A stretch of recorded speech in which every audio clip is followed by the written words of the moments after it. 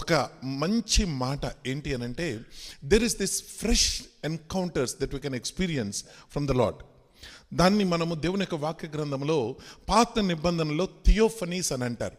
అని అంటే ఎప్పుడు సర్వాంతర్యామి అయిన దేవుడు, అన్ని చోట్ల ఉన్న దేవుడు, అన్ని ఎరిగిన దేవుడు, అన్ని కాలములలో ఉన్న దేవుడు, ఆయన ఒక్కొక్కసారి ఆయన యొక్క చిత్తాన్ని బట్టి తన ప్రజలకు ఒక టాంజిబుల్ వేలో, ఒక విజువల్ వేలో, ఒక ఫ్రెష్ వేలో ఆయన వాళ్ళకి దర్శనమిస్తూ ఉంటాడు. You know we call those as theophanies in the Bible. ఆ ఓల్డ్ టెస్ట్మెంట్ దగ్గరికి వచ్చేటప్పటికి we call those theophanies. New testament దగ్గరికి వచ్చేటప్పటికి we call them as christophanies or pneumatophanies అని అంటాం. ఏంటి? That is only one thing, that God of gods, Lord of lords coming down and visiting people in a different way, tangible way that can affect a beautiful change in the people. దీని గురించి మనం కొన్ని అంటే January 1st నుంచి మనం ఆలోచన చేస్తూ వస్తున్నాము. దేవుడు ఒక పని కలిగి ఉన్నాడు, ఆ పనిని బట్టి ఆయన మనుషులతోటి రిలేషన్షిప్ ఆయన ఏర్పరచుకున్నాడు, మనుషులను పిలుచుకుంటాడు, మనుషులు తన పని కొరకు ఆయన నియమించుకుంటాడు అని. కానీ మనిషి జీవితంలో అందరూ 100% మనిషి జీవితాల్లో ఏమవుతుంది అని అంటే, ఏదో ఒక రకమైన ఫెయిత్ క్రైసిస్ ఏర్పడుతూ ఉంటుంది. ఫిలిప్పు దగ్గరకు పరిగెత్తుకొని పోయి అతడు ప్రవక్త అయిన యెషయా గ్రంథము చదువుచుండగా విని, నీవు చదువుచున్నది గ్రహించుచున్నావా అని అడగగా, అతడు ఎవడైనను నాకు త్రవ చెప్పుకుంటే ఎలాగూ గ్రహింపగలనని చెప్పి రథమెక్కి తనతో కూర్చోమని ఫిలిప్పును వేడుకొనెను. అతడు లేఖనమందు చదువుచున్న భాగం ఏదనగా, ఆయన గొర్రెవెల్లే వదకు తేబడిన బొచ్చు కత్తిరించు వాని ఎదుట గొర్రెపిల్ల ఎలాగూ మౌనముగా ఉండెనో అలాగే ఆయన నోరు తెరవకుండా ఉండెను. ఆయన దీనత్వమును బట్టి ఆయన న్యాయ విమర్శ దొరకకపోయెను. ఆయన సంతానము ఎవరు వివరించరు? ఆయన జీవము భూమి మీద నుండి తీసివేయబడినది. ఆ వాక్యం చదువుతూ ఉన్నాడట. ఆ వాక్యం చదువుతున్నప్పుడు నీకేమైనా అర్థమైందా అని అడిగి, లేదు నాకు ఎవరైనా చెప్పాలి కదా, వచ్చి రథం ఎక్కి కూర్చో. సో అదే వాక్య భాగం నుంచి ప్రభు గురించిన సువార్త ప్రకటిస్తాడు. వెంటనే ఆ ఇథియోపియన్ యూనక్ ఆ వాక్యాన్ని అర్థం చేసుకొని ఆయన విశ్వసించడం మొదలు పెడతాడు. దూరంగా వెళ్తుంటే అక్కడ నీళ్లు కనపడతాయి. నాకు బ్యాప్టిజం ఇవ్వగలవా అని అంటే వెంటనే బ్యాప్టిజం ఇస్తాడు. అక్కడతో కథ ముగిసిపోతుంది. Most of the times we read the story from the Philip's point of view, how the Lord used Philip, how the spirit of the Lord did the work of the Lord. ఇవన్నీ బాగానే ఉన్నాయి. కానీ for the very first time last week when I was reading this one, the Lord has started talking to me from the Ethiopian eunuch point of view. Ethiopian eunuch point of view. Now here is a man, probably should I call him a man? I don't know, right? He's a eunuch. He was a eunuch. ఒక నపుంసకుడు. అది కూడా ఎవరు అనంటే Ethiopian దేశానికి సంబంధించిన వాడు. అంటే ఒక ఫస్ట్ కలర్డ్, మళ్ళీ చెప్పనా, ఒక first coloured person that encountered the lord for the very first time. ఆ యూనక్ని దేవుడు ఎందుకు ఏర్పరచుకున్నాడు? ఆ యూనక్ దగ్గరికి వెళ్ళి దేవుడు ఎందుకు దర్శించాడు? తర్వాత అతని ద్వారా ఎలాంటి కార్యాలు అయ్యాయి? ఎందుకు ఆ నపుంసకుడు? ఆ నపుంసకుని యొక్క విశేషం ఏంటి? మనం ఏం నేర్చుకోవచ్చు ఈరోజు? దేవుడు ఆ encounter, it is this Ethiopian eunuch. He went to worship the Lord in the temple. It is done, but the encounter happened after he was returning from the temple.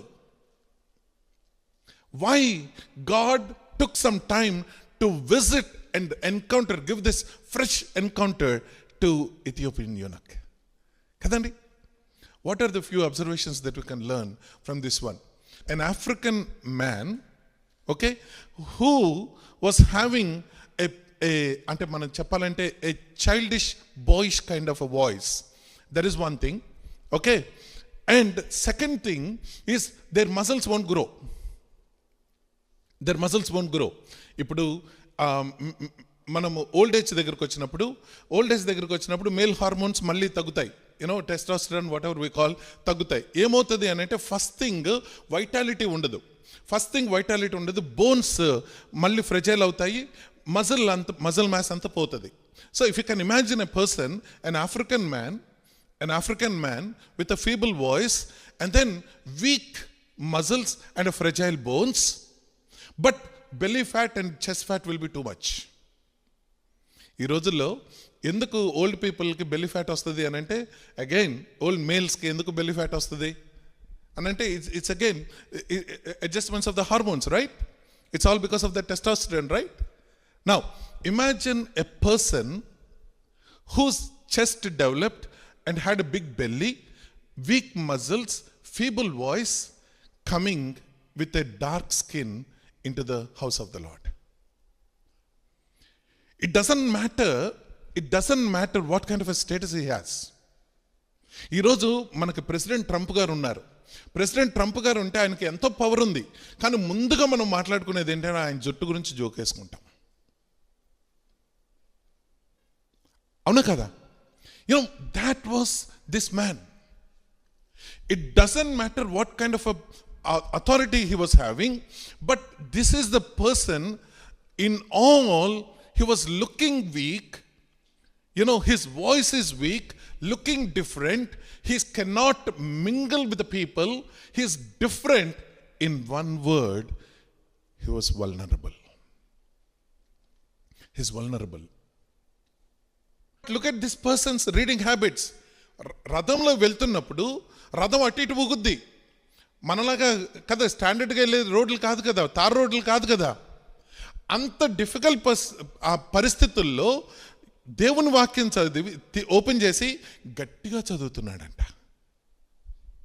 లోపల చదువుకోట్లా, ఫిలిప్కి వినబడేంతగా గట్టిగా చదువుతున్నాడట. అంటే ఎక్కడ ఫోకస్ దెబ్బతినొద్దో, ఎక్కడ థాట్స్ వేవర్ అవుతాయో. చాలామంది ఈ question అడుగుతారు. Prayer చేసుకుంటున్నప్పుడు, పాస్టర్ గారు ప్రేయర్ చేసుకుంటున్నప్పుడు మైండ్ అటు ఇటు వెళ్ళిపోతుంది, సరిగ్గా నేను ఫోకస్డ్గా ప్రేయర్ చేసుకోలేకపోతున్నానని. వాళ్ళకి నేను నేర్చుకున్న టెక్నిక్ నేను చాలాసార్లు సలహా ఇస్తుంటా. ఎవరన్నా అలాగా అంటే ప్రేయర్ చేస్తున్నప్పుడు మీ థాట్స్ అటు ఇటు వేవర్ అవుతుంటే ప్రేయర్ గట్టిగా చేయండి అమ్మా, మీ మాటలు మీకు వినపడేలాగా చేయండి అంట. మీ మాటలు మీకు వినబడేలాగా చేస్తే వేరే ఆలోచన రాదు మన మైండ్లోకి. అంటే this man here, he's intentional in wanting to read the scriptures. General knowledge కాదు, న్యూస్ పేపర్ కాదు. ఈ నెల రోజులు ప్రయాణము, నెల రోజులు నేను అక్కడ వర్క్ మిస్ అయ్యాను కదా, దానికి సంబంధించింది ఏదైనా అంటే అది కాదు. He was reading the scriptures.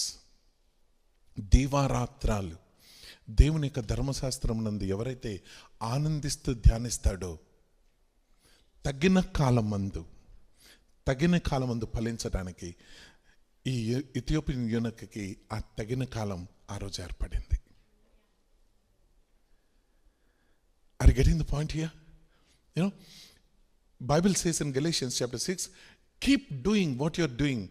Do not get weary in praying. Do not get weary in reading the scriptures. Do not get weary in going through the daily motions of Christianity. Don't get weary. విసగద్దు, వేసారద్దు. ఎందుకనంటే in due time you will reap. దేవుడు చెప్తాడు, in due time you will reap. The time has come for Ethiopian eunuch. Observe his devoutness, observe his reading habits. Number 3, observe his readiness. కానీ దేవుడు కూడా చూడండి, ఆ ప్యాసేజ్ చదువుతున్నప్పుడు I was reading one commentary on this one.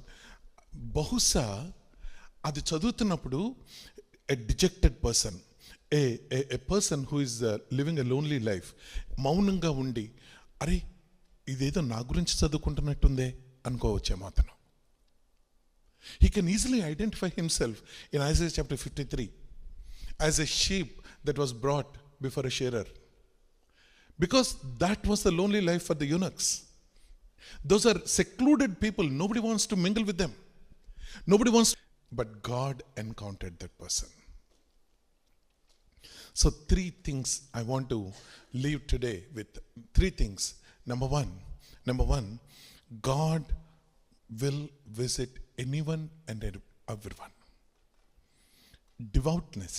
It doesn't matter where we are.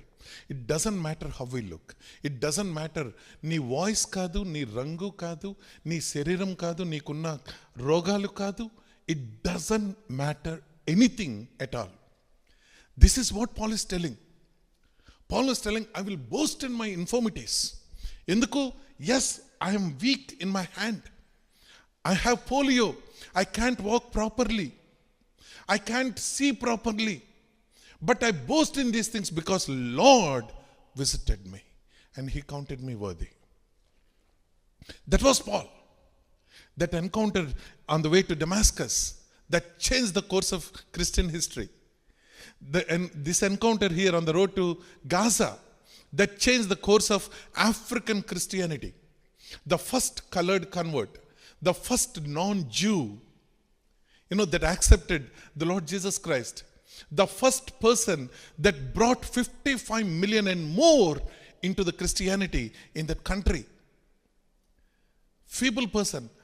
God can visit anyone. God can visit anyone. Devoutness, that reading habits, those are the things that we need to observe. Not ఎలా ఉన్నాడు, ఎలాంటి బట్టలు వేసుకున్నాడు, ఎలాంటి status ఉంది. That means nothing to the lord. His devoutness, his readiness, and his reading habits, his obedience, those are the things that are counted worthy in the sight of the Lord. God can visit anyone. God visits, the Lord saves. And third, the Lord uses. The Lord uses. ఎవరిని వాడుకున్నాడు? A dry bone. A dry bone. ప్లీజింగ్గా ఉన్నాడా? నల్లగా ఉన్నాడు. గొంతు ఏమన్నా వినసొంపుగా ఉందా? సరిగ్గా లేదు. ఏమన్నా మ్యాచ్ ఆఫ్ పవర్ ఏమన్నా ఉందా? అది లేదు. ఏమీ లేదు. కానీ దేవుడు వాడుకున్నాడు, అద్భుతాలు చేశాడు. The lord chose to encounter Ethiopian eunuch. Not because of his looks or his, country or anything or status, just based on his devoutness. It's a reward. The encounter of the Lord is a reward Lord has given to his readiness and devoutness. May the Lord help us to really see the qualities. Before last week, we talked about the cry. మొర అని మనం మాట్లాడుకున్నాం. దేవుని యొక్క సన్నిధి మనం అనుభవించాలి, ఆ ఫ్రెష్నెస్ మనం అనుభవించాలి, దేవుని కొరకు వాడబడాలి అని అంటే, look at this devoutness. Nothing stopped this man to come to the house of the Lord. Not his state, not his mental state, not his job or anything. Readiness to accept, no inhibitions, and readiness to obey. Those are the things that the Lord is looking. May the Lord give us those. May we exercise those qualities that we can experience the freshness from the Lord. Amen.